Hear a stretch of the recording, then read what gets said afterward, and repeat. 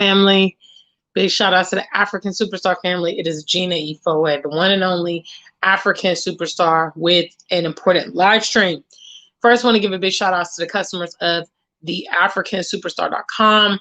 That's www.theafricansuperstar.com. Please do go support this platform via merchandise purchase over there.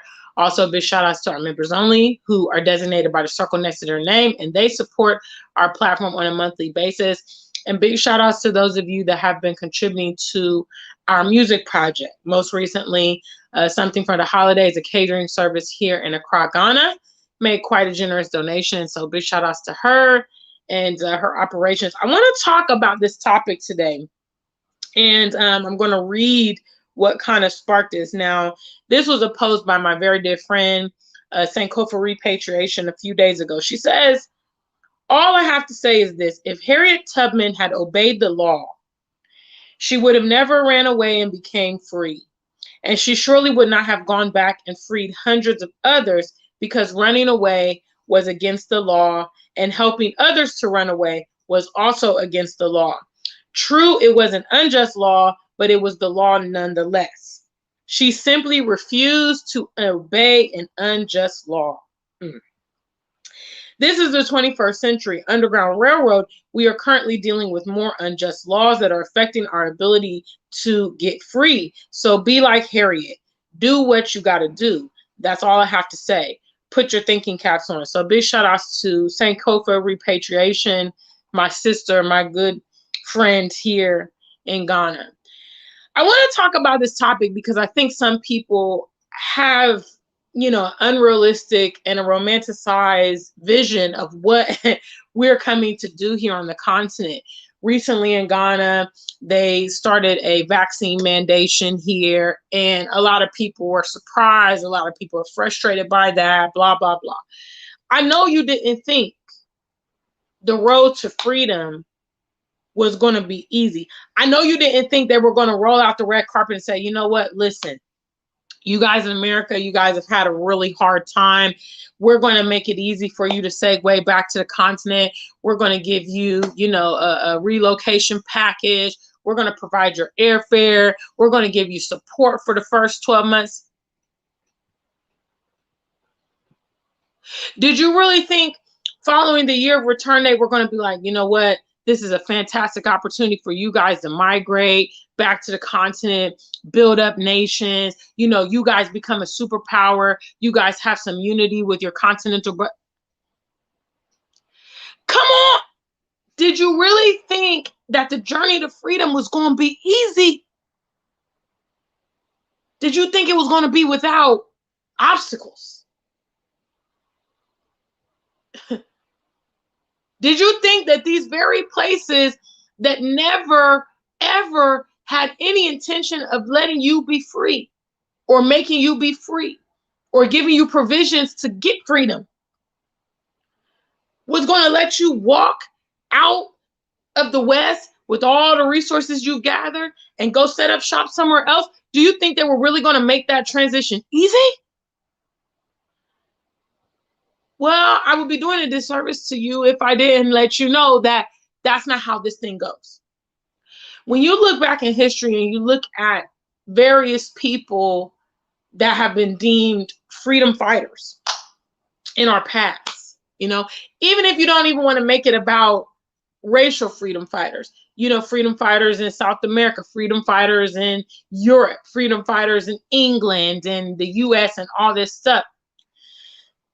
There's one thing consistent with that, which is their journey to freedom was not easy. When they started asserting, hey, this isn't fair. Hey, I want freedom. Hey, I want a voice. I want, the same recognition that other groups get.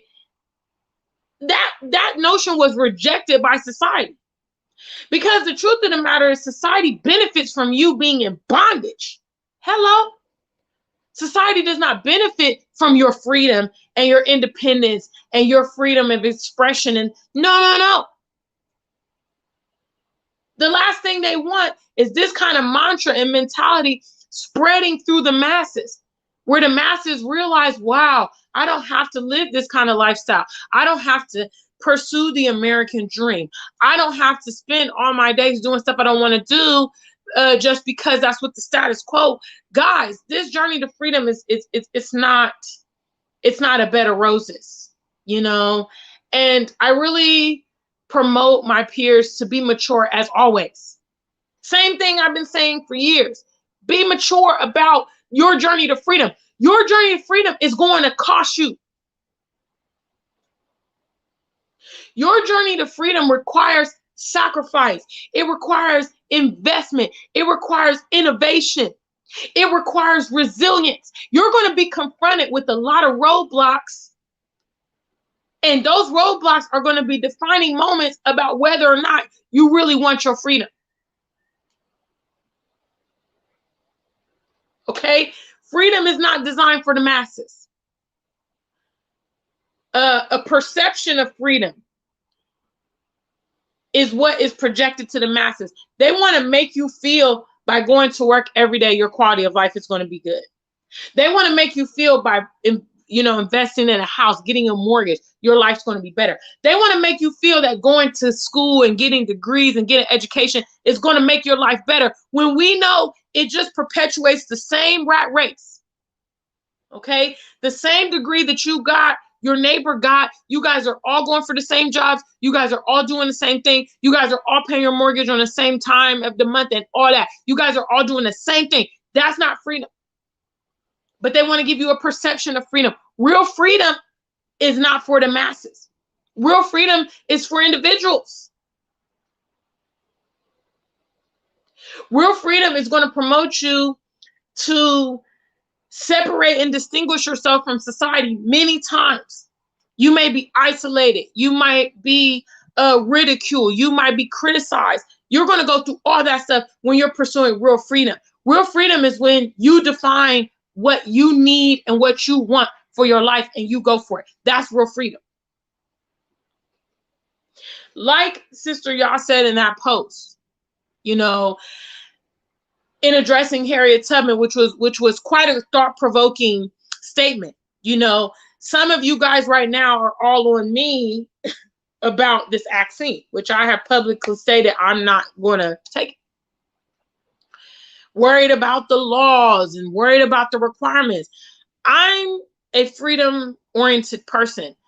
I'm going to pursue freedom at all costs. I'm not going to bow down to the circumstances that are before me. I haven't bowed before now, and I have no intention of bowing in the future. And, it's a decision that you make.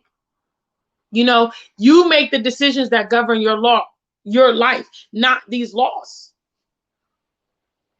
Because like Sister Y'all said, in the time that Harriet Tubman was doing what she was doing, a lot of stuff was illegal for our people, our ancestors. A lot of stuff. Being free was illegal for them. That's why you had runaways. That's why you had the Underground Railroad. And much like back in those days, our people found a way to what? Freedom. And you better believe the people that left the plantation and set off and all that stuff for the North and everything, they were minority. I mean, there's just so many parables in what went on in the past, but they were always minority. The people that pursued true freedom have always been minority to those in larger society because of the associated cost of real freedom. But I'm just here to tell you guys, the reality is you coming to the continent and all that stuff, it's not a euphoria. And it may be a difficult transition for you. It may be time consuming. It may be expensive. The longer you wait, it may be more difficult for you to get out of your Western environment. Hello, they're changing, the travel requirements all the time. I saw several months back that Biden passed a law, a bill that allows them to monitor your account if you have a balance of more than $600 in your account, or direct deposits of more than $600 going in your account. That's virtually everybody in the United States. Even if you don't work, if you get benefits, you get Social Security, you get, welfare or whatever, that is going to total probably more than likely more than $600 every month. So they can spy on your bank account, everything. They keep changing the laws to make this transition more and more difficult for people to make. You got to ask yourself, are you willing to wage the battle necessary for freedom for you and maybe your family? But when you sit down and make that decision, please understand that that journey is wrought with challenges. Yes, it is. Yes, it is. And you may have moments when you are with yourself and really evaluate if you've taken the right path. But real freedom fighters will always, always, always prioritize freedom over everything else. They don't care what the cost is. They don't even care if they pay with their life, to be honest. They don't even care. They're on that like James Brown, I rather, die on my feet than live on my knees. A popular lyric of the song Black and Proud. Okay. I rather die on my feet. I rather stand up and be upright and be poised and take the consequences that's going to come with that than live on my knees, than kiss the ass, than be, a sorry individual, someone who has no character, someone who flip-flops chameleon and all that stuff. Guys, the journey to freedom it's intense. It's not for the weak. And that's why the majority of people say, you know what? I'm just going to go with the flow. I'm just going to, do the status quo. I don't want to cause any trouble. Gina, you're too controversial.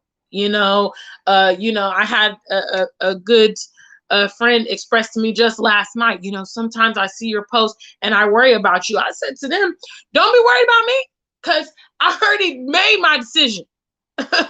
When I put my very first video on YouTube, I knew the associated costs that come with this message and this mentality and all that stuff. This is why, for me, it was absolutely vital that I moved to the continent. I knew that a long time ago. You really, realistically, you can't be a freedom fighter living in those Western societies. You cannot. They will smother you out. They have done it to every other freedom fighter in their midst. Period. And like I prefaced in a previous video, all prolific Black leaders of the past all promoted us to come home, back to the continent, and establish unity and be self-sufficient. All of them. That was all of their message. So me analyzing them, understood I can't be in this environment and I need to go back to the continent. Simple. It's a part of pursuing freedom. Because the more you're in that environment, the less freedom you have, the less you can express yourself, the less you can have financial freedom. Huh? You can't fully operate as yourself in that environment. You can't, because to be a potent, Pan-African pro-Black, you can't be that way. And that's why we see most, prominent or well-known Blacks, we would call them sellouts. We'll call them sellouts in the West because they have to dance to the tune eventually, living in that setting. So I'm basically dropping this PSA for you guys. What we're experiencing now, like some of the challenges that we're experiencing now, there's more to come.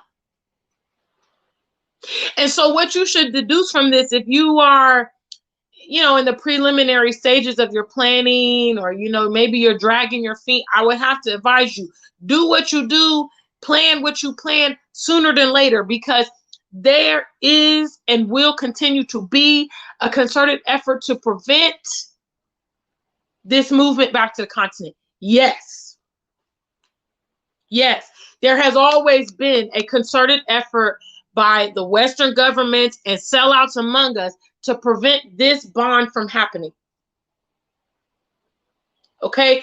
Don't ever get it twisted that there were not prominent Black people of the past that had the same sentiments that you and I have regarding Pan-Africanism and self-sufficiency and going back to the continent. Don't make the mistake of believing that, oh, this is a new movement. This is not a new movement.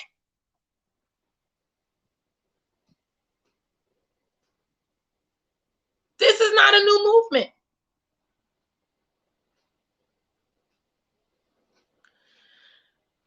Big shout out to Douglas Allen. He says in the comments, it seems that the leaders on the continent are not going to unite and fight for the freedoms and development of their people. They seem to continue to unite with outsiders and subjugate and oppress.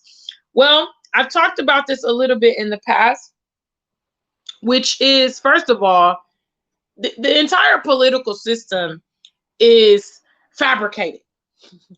Okay, this is part of the projection of freedom that they want to give the masses. Okay, so they want you as an individual to actually feel that your vote means something, that you actually have a say in who leads and guides the country, when it's not true. Because again, every true Pan-African leader, okay, from Gaddafi to Kwame Nkrumah to Magufuli, okay, these guys have, first of all, been eliminated, okay, removed from their countries, which that means if true Pan-African leaders are removed from their countries, that means that the leaders that remain have been designated. That's exactly what that means.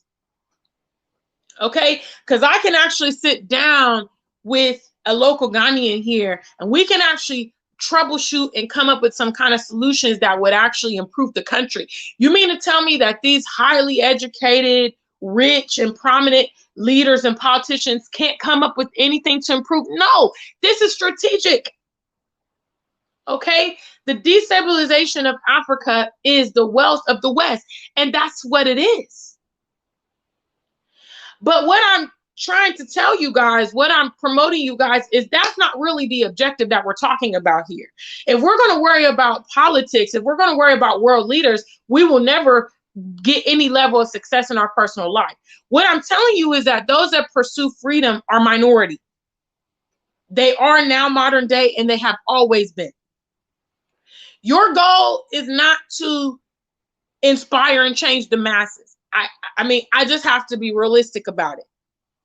Okay, that's not even what I'm here to do. I always say on this platform that I have come to talk to a specific group of people that understand this message, because I'm not going to waste my time with the masses. I know the masses are not going to go this direction. This direction is not attractive to the masses. No. Okay, they want to be politically correct. They want to be integrated. They want to live in a fantasy. That's how they want to live. Okay, despite reality, despite even what their life looks like and maybe things they're encountering, they will still reject freedom, because freedom is associated with sacrifice. We, the diaspora, we can't be really consumed with like African politics. What we need to be consumed with is our direct response here on the continent. Yesterday, I had the pleasure of venturing on to Pram Pram, which is in the Volta region here in Ghana. It was actually my first time going there. There is a gentleman down in Pram Pram named Mr. Jerry, who has actually created an ancestral wall, and it's absolutely amazing. And he basically bought land, commissioned this project, you know, and he commissioned this project because he realized that the youth here on the continent are growing up completely devoid of ancestor information. They don't know about what our ancestors have done. He didn't say, oh, we need to change the curriculums.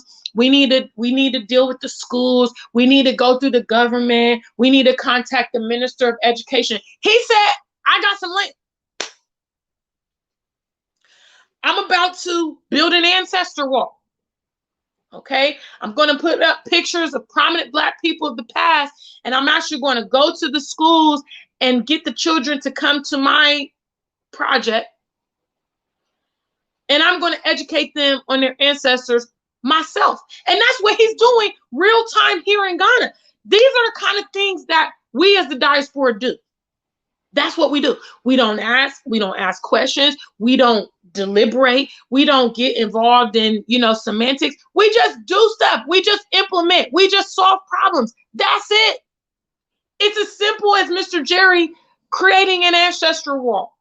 Okay. Many of you guys have seen the ancestral wall here on YouTube. Some of you have visited it here in Ghana, and so on and so forth. It's just that simple. It's just that simple. Another issue here in Ghana is the agriculture. I went to an investment expo earlier this year where I was a speaker on a panel, and I learned that only 30% of Ghana's farmlands are currently being utilized. Okay, so for those of you that can't do math, that leaves the remaining 70% of farmlands that are vacant, not being used, and so on and so forth. Okay, that also results in Ghana importing a lot of food products here in Ghana. For instance, one of staple food here is cassava. Okay, I saw a statistic that said in 2019 Ghana imported over 30,000 pounds worth of cassava. Now think about the logic of that. We have 70% vacant agricultural lands, and we're busy importing food from other countries. It doesn't make sense. Now, we can sit here and we can go back and forth about the politics. We can talk about our leaders. We can talk about our leaders until we become skeletons and go into the earth. Or guess what? We could buy some damn farmlands and what? Start farming cassava. The fact that we're importing already tells you there's a demand that for some reason the locals can't meet, which means, guess what? If you become a farmer and you start farming cassava, you can then go to the local markets with your cassava and sell your cassava right there to your brothers and sisters here in Ghana because it's high in demand. You can undercut whatever the competition's prices are. So I don't know, maybe they're charging 3 cedis per, cassava plant. Okay, you charge 2. You think that your farm won't be booming? You'll become a millionaire within a year with that kind of strategy. We don't need to worry about the middleman. That's not what this is about. Okay? Direct connect. You to the world. I tell you guys all the time, I'm not seeing it. Okay? What's up, family? I see those of you here in the room. If you want to be greeted, just leave me something. Big shout outs to family. Please make sure that you like the stream. I tell you guys all the time, I got fed up with the media. Big shout outs to Eritrean Traveler. Much love to you. Thank you so much for that super chat. That's going in the bucket for my new music video, which I'm going to shoot in January. Big shout outs to you. Thank you so much. I tell you guys all the time, I'm not BET, I'm not CBS, I'm not BBC or Al Jazeera. Okay, these are media houses that have access to millions and millions and millions of dollars, pounds, euros, won, whatever. Okay, I realized that there was a deficit in regards to communication within our community. And guess what I did? I took my cell phone, okay, which, my very first video, it's no longer here on YouTube, but it was quite, you go back and watch it, it's like, oh, it was very ridiculous. My big sister shot it for me. I remember she was chewing gum. You could hear her smacking the gum in the background. We just shot it on our cell phone camera, and here I am. Start where you are, use what you have, do what you can. When I started my channel years ago, 8 years ago, my previous channel, I lived in America. I had no idea where I would be at this time now. The fact I keep actively pursuing freedom, and I don't make excuses. Okay? I don't make excuses. I don't sit back with the obstacles. You guys know I've had hella obstacles. This one's really for the family. This is my trivia question. If you guys can recall some of the challenges that the African superstar has gone through, go ahead and drop them in the chat room. Okay, I'm gonna go ahead and put one. Let's see how versed you guys are in some of the things that have happened to the African superstar.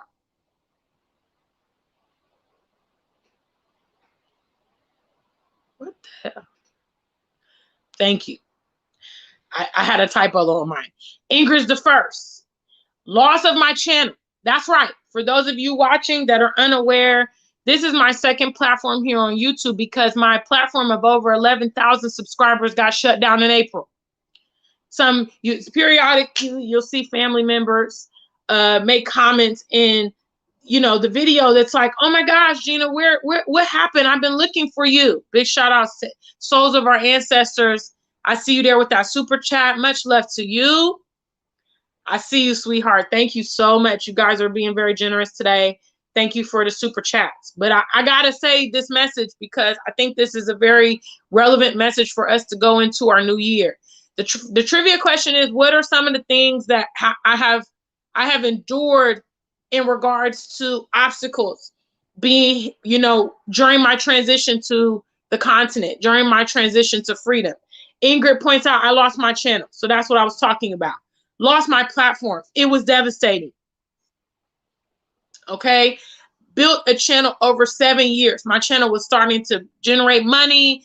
I was starting to get more visibility. I had just had, my interview with BET a few weeks before my channel went down. I had big plans, everything gone, starting from scratch.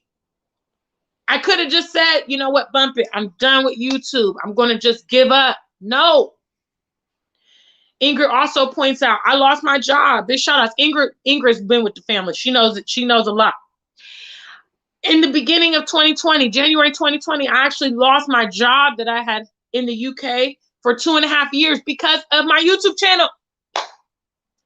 They said my channel was too controversial. They found me guilty of gross misconduct and sacked me from my job. Big shout outs. What's up, Take? I see you there.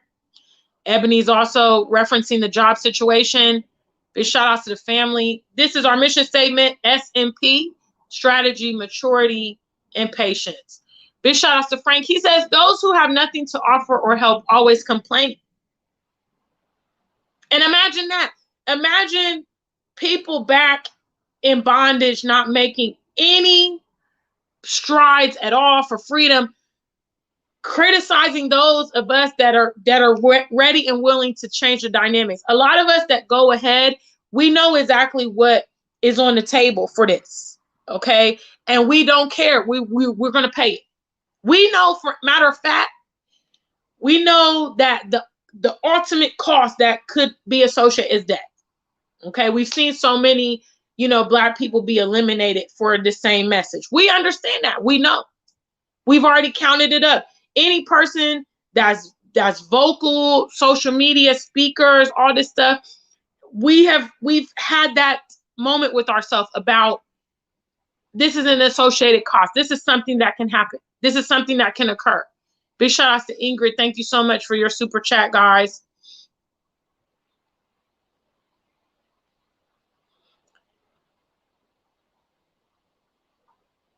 Man, woo! Souls of our big shout outs to the family. Woo! Y'all, this is how I know y'all listen to me. Much. This one right here, this was also a massive blow. Massive blow. Souls of Our Ancestors points out someone you love decided to leave Ghana. Those of you that have watched our channel know that I had a relationship with a gentleman named Mr. Fifi. And I was very much in love with Mr. Fifi. He was very much in love with me. He moved to the UK in January. Okay. And that was a massive blow. That was unexpected. I thought, I'm here in Ghana. I found somebody compatible. We're going to move forward. What type of nonsense is that? You migrate from the UK, the first person you meet, then moves to the UK a few months later. What is that? Obstacles. Did I abandon Ghana? Did I give up my channel? Did I stop having this message? Did I say, you know what, stuff's not working out? It's too difficult. No, that's what I'm telling you guys. The journey to freedom. The journey to freedom. You've got to mentally wrap your mind around it. This is a big problem among our people because we're not willing to be serious. You know, we're not willing to come to the realization that in some cases there's more important things than money.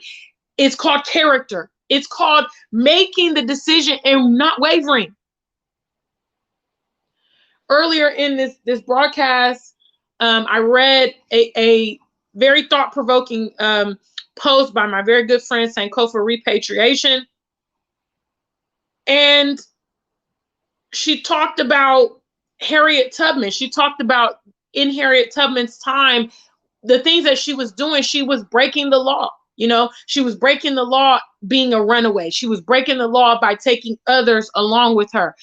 But she didn't choose to obey unjust law. She just said, hey, I'm going for freedom, whatever that means. If you think that Harriet didn't know other people that went for freedom, that died, that got arrested, that got lynched, that went to, you know, got disciplined by the master, you're crazy.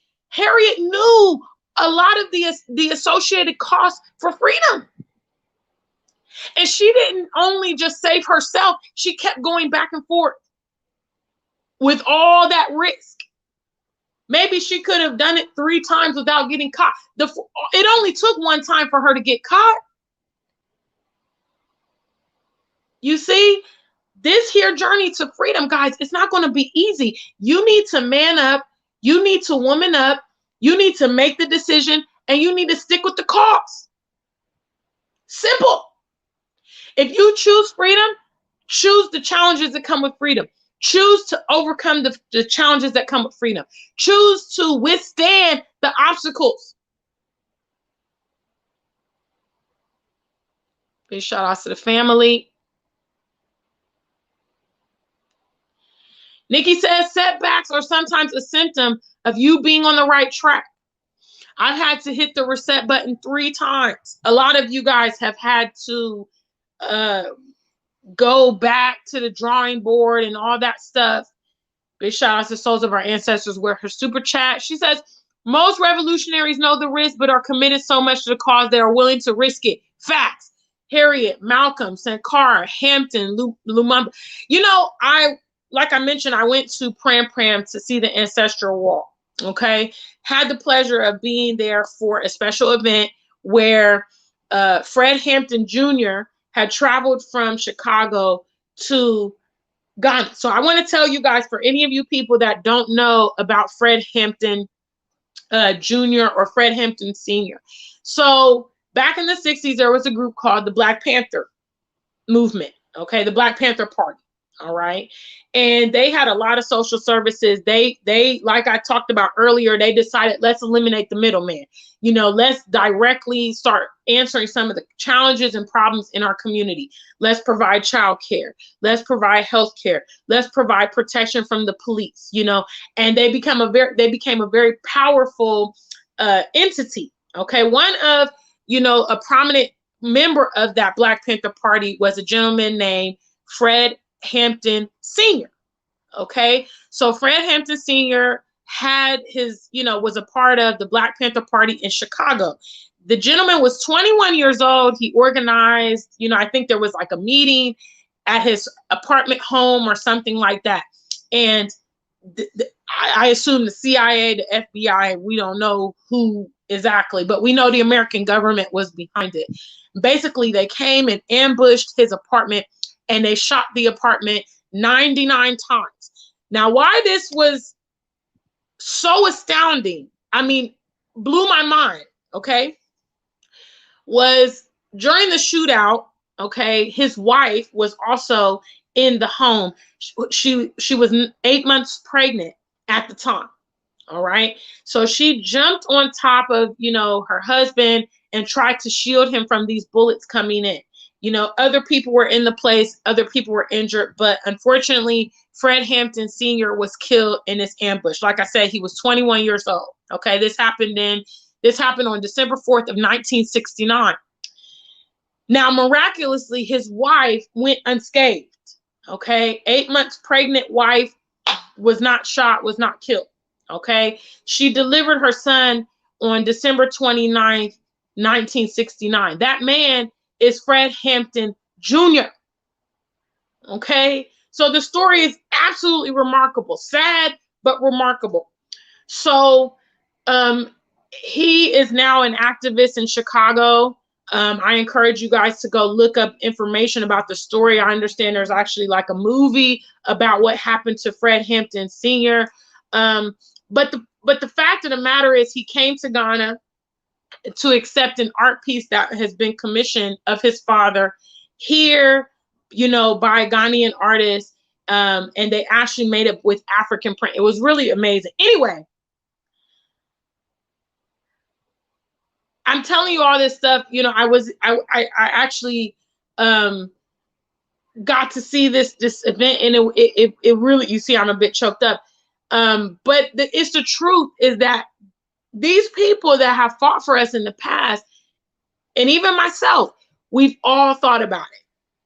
We all know that the cost of being too vocal and to being too prolific, we know what it is. But we understand that there are things in life that are so important that you got to answer the calls, irrespective. Big shout outs, Mr. Georgia Beck. I see you there. Natty Slim, it's been a minute. It has been a minute. Samson, good afternoon to you. I see you guys. Thank you guys so much for your super chat. Ebony is quoting Harriet Tubman. She says, I could have freed 1,000 more slaves if only they knew they were slaves. So this speaks to the fact that she tried to recruit and save so many people. She tried to communicate with so many people, but they weren't able to process it. They weren't able to, receive her message. Big shout outs to you. So family, I have talked today to you guys, and I hope that I was well received. I just want you to be mature and realistic about this journey to the continent, this journey of freedom. It will be complex. It has always been complex. It's been complex for those that preceded us. It will probably be complex for those that follow us, but you got to resolve in your mind that you're going to take this journey, whatever that means, and whatever cost is associated. Be mature about your decision.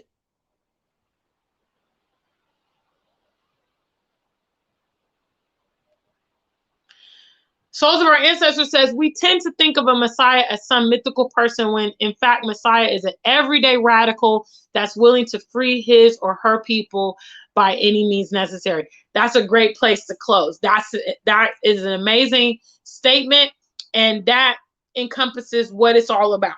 When you decide that you're not going to let other people dictate and control your life, you're not happy with the status quo, you want something else, you want something different, you want something different for your kids.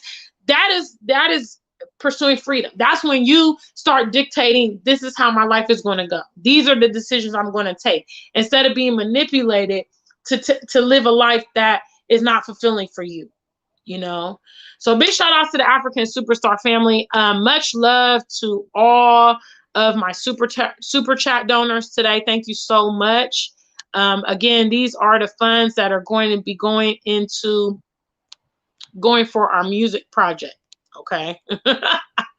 That is what it's all about at this time. All funds. I'm ready to, I'm gearing up to shoot in January. I received a donation from something from the holidays here in Ghana. She actually personally delivered to me. Big shout outs to her and all the super chats today. Thank you guys so much. We're just very close now. Just a little bit more to get the deposit and get, I'll be shooting that new video, and providing the behind the scenes for our members only. So members only can look forward to that as it is. Okay. So big shout out to African Superstar family. Thank you so much for your time. I love you guys. Share this video with your friends. Subscribe to our channel if you're not subscribed. You can share it on WhatsApp, Facebook, do your thug thizzle. And until we meet again, stay black and true. If you ain't black, just stay true.